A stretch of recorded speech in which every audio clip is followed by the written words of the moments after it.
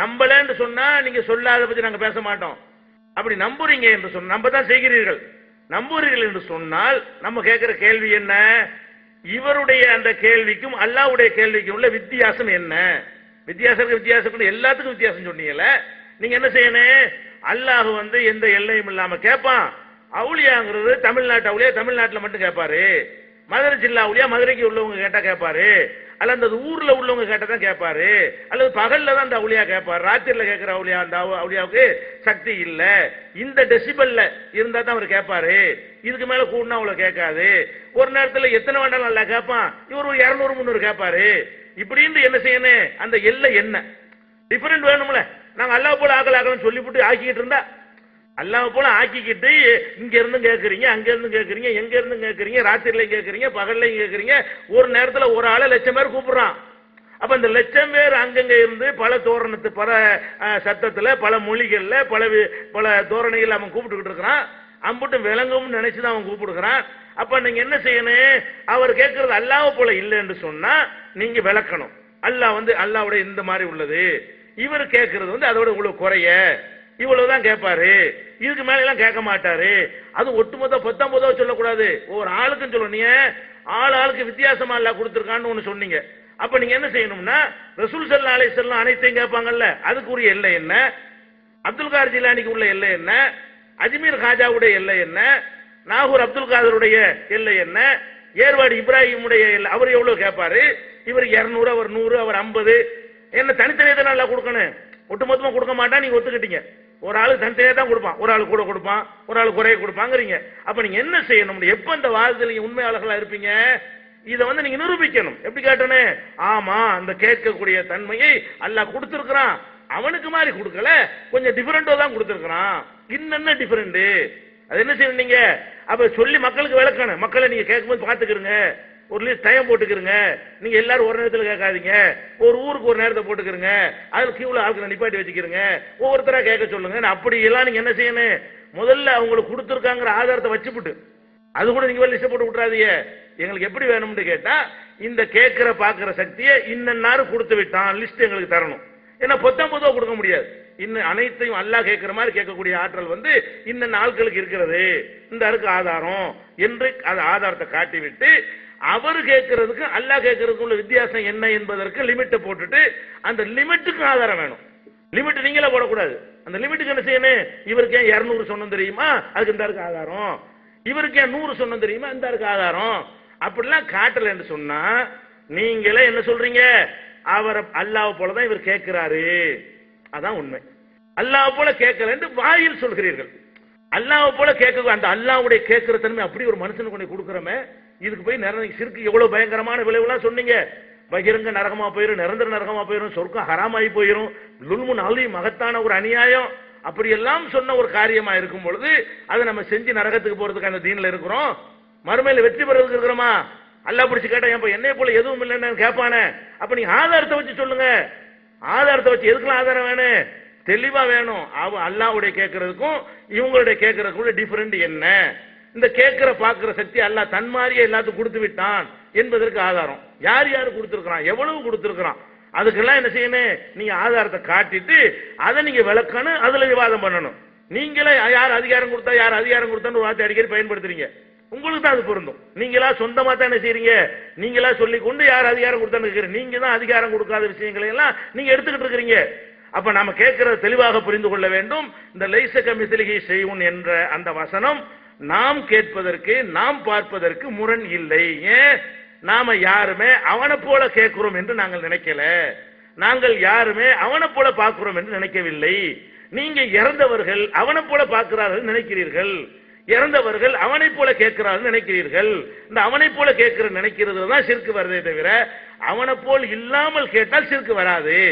அவனோட கீழ்நிலையில் இருந்து கேட்டால் அது சிறுக்கு வராது. ஆதாரம் இருந்தா போதும் அப்படிங்கிறது விளங்கிக் கொள்ளணும். அடுத்து என்ன?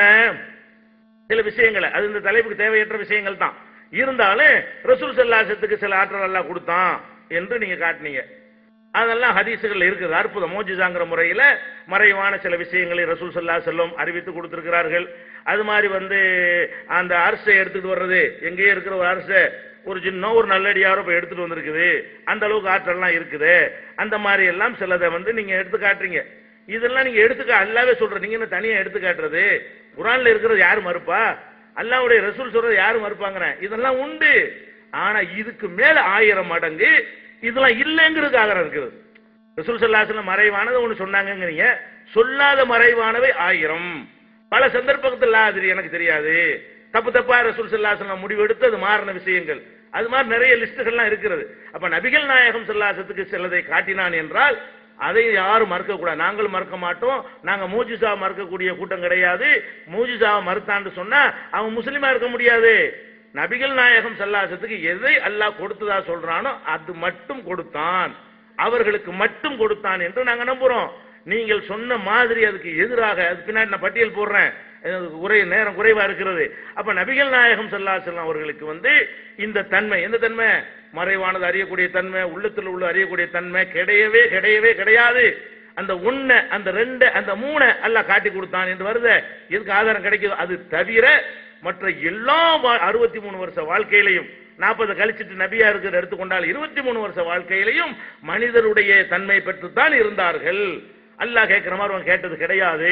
அல்லாஹ் பார்த்தது மாதிரி பார்த்து அவ்வளவு ஆதாரங்கள் இருக்குது, தனி விஷயங்கள். இப்ப நம்ம கேட்கறது என்ன? இப்ப நபிகள் நாயகம் ஸல்லல்லாஹு அலைஹி வஸல்லம் அவர்கள் வந்து சிலர் மனசுல உள்ளதை சொன்ன காரணத்தினால் இது இந்த டாபிக் இது எப்படி ஆதாரம் ஆகும்? நபிகள் நாயகம் ஸல்லல்லாஹு அலைஹி வஸல்லம் சில பேருக்கு என்னஞ்சாங்க, நீங்கள் ருக்கு செய்யறது நான் கவனிச்சுக்கிட்டு இருக்கிறேன், எனக்கு தெரியும் என்று சொன்னார்கள், முதுகுக்கு பின்னாடி பார்க்கிறேன் என்று சொன்னார்கள். இது எப்படி இதுக்கு ஆதாரம் ஆகும்? அதே நேரத்தில் ஒரு ஆள் சத்தம் போட்டு ஓதுறாரு, ரசூல் ஸல்லல்லாஹு அலைஹி வஸல்லம் டிஸ்டர்ப் ஆகுறது, தொழுது முடிச்சவன யாருன்னு தெரியல, யாருப்பா ஓதுன்னு கேட்டாங்களே, எனக்கு பின்னாடி யாரு ஓது டிஸ்டர்ப் பண்ணீங்க என்று கேட்டாங்களே, அதையும் தெரியல. அப்ப எது தெரியுதுன்னு வருதோ அது மட்டும்தான், பாக்கி எல்லாமே வந்து நம்ம மாதிரி தான் இருப்பாங்க, மனிதர் மாதிரி தான். அவங்களுடைய கேள்வியே அல்லாஹ்வுடைய கேள்வியை மாறி விடாது, அவங்களுடைய பார்வை அல்லாஹ்வுடைய பார்வையோட அளவுக்கு வந்து விடாது, அந்த ஆற்றல் அந்த சக்தி அந்த வித்தியாசப்படுத்த முடியாத வந்து விடாது என்றெல்லாம் அதுக்கு இருக்கிறது. அந்த லிஸ்ட் போடுவதற்கு இந்த அமர்வுடைய கடைசி அமர்வு, இந்த அமர்வுல லாஸ்ட் உரையில் நான் இருந்து கொண்டிருக்கிறேன். அதனால அடுத்ததுல உங்களுக்கு விவரமா சொல்றேன் எத்தனை விஷயங்கள் ரசூல் ஸல்லல்லாஹு அலைஹி வஸல்லத்துக்கு தெரியாமல் இருந்தது. இப்ப டாபிக் என்ன? இந்த மாதிரி 1-2 சம்பவங்கள் வந்து நான் கேட்ட கேள்விக்கு பதிலாகுமா? எங்கிருந்து கேட்டாலும், எத்தனை பேர் கேட்டாலும், எப்படி கேட்டாலும், எந்த சத்தத்தை கேட்டாலும் அவுலியாக்களுக்கு விளங்கும், அவங்களுக்கு அவங்க காதுல விழுவும், அவங்க பார்க்கறாங்கன்னு சொல்வதற்கு இது ஆதாரம் ஆகுமா? இது எப்படி அதற்குரிய ஆதாரம் ஆகும்? அப்ப என்ன டாபிக்ல எடுப்புல நான் கேட்கிறேன், நச்சின் வேற சுத்திக்கிட்டுலாம் வரல, முன்னுரையெல்லாம் போடல, எடுத்த எடுப்புல நான் கேட்கிறேன். நீங்கள் சிறுக்கு தான் வைக்கிறீர்கள், நீங்க அல்லாஹ்வுடைய இடத்துல வச்சு கேட்கிறீர்கள், நான் பகிரங்கமா சொல்றேன். அதை உடைச்சு எறிகிற மாதிரி ஏன் உங்களுக்கு சொல்ல முடிய மாட்டேங்குது? அதை உடைச்சு எறிகிற ஒண்ணு இல்லைன்னு சொல்லிட்டு போங்க, அல்ல ஆதாரத்தை காட்டுங்க. ஒண்ணு நாங்கள் அந்த நிலையில் வைக்கல, இந்த டிஃபரெண்ட் பண்றோம் அப்படின்னு அதை காட்டணும். டிஃபரெண்ட் பண்ணல என்று சொன்னா ஆதாரத்தை காட்டுங்க. நான் டிஃபரெண்ட் பண்ணாம தான் வைக்கிறோம். ஏன்னு கேட்டா அல்லாஹ் தன்னுடைய கேள்வி அவுலியாக்களுக்கு கொடுத்து விட்டான், தன்னுடைய பார்வையை அதே சக்தி தான், கொஞ்சம் கூட குறைவு கிடையாது அப்படின்னா யார் யாரு கொடுத்தான், எப்ப கொடுத்தான், எவ்வளவு கொடுத்து, அதெல்லாம் என்ன செய்யணும்? லிஸ்ட் போட்டு என்ன செய்யணும்? அதுல கூட குறைவா இருக்குன்னு சொல்றீங்களே, அந்த கூட குறைவை எப்படி, அதுக்குள்ள ஆதாரம் என்ன? இதுகளைத்தான் நீங்கள் என்ன செய்யணும்? எடுத்து வைக்க வேண்டும். அப்ப நல்லா புரிஞ்சுக்கிறங்க, அல்லாஹ்வுக்கு இணை கற்பிக்கிற சம்பந்தமாக யாரு வாதம் பண்ண வந்தாலும் அவங்களால் முடியவே முடியாது. அதான் யதார்த்தமான நிலைமை. நீங்க நெஞ்சில கை வச்சதுனால இருந்துட்டோமே, நாங்களும் கபர் வணங்கிட்டு இருந்த ஆளுக்கு தானே, நாங்களும் இருந்த ஆளுக்கு தான், அதெல்லாம் பேச்சு இல்லை, நம்ம சிந்திச்சு பார்க்க வேண்டும்.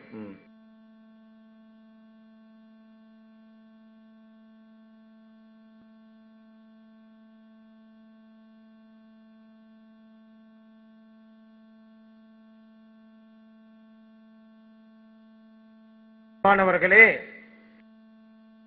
உயிரா உள்ளவங்களுக்கும் ஆற்றல் இருக்கிறது, இறைவனுக்கும் ஆற்றல் இருக்கிறது அப்படின்னு சொல்லி அல்லாஹ்வுடைய சக்திய, அந்த பண்பை உயிருள்ள மனிதர்களுக்கும் இருக்குது அப்படி நிலைநாட்டி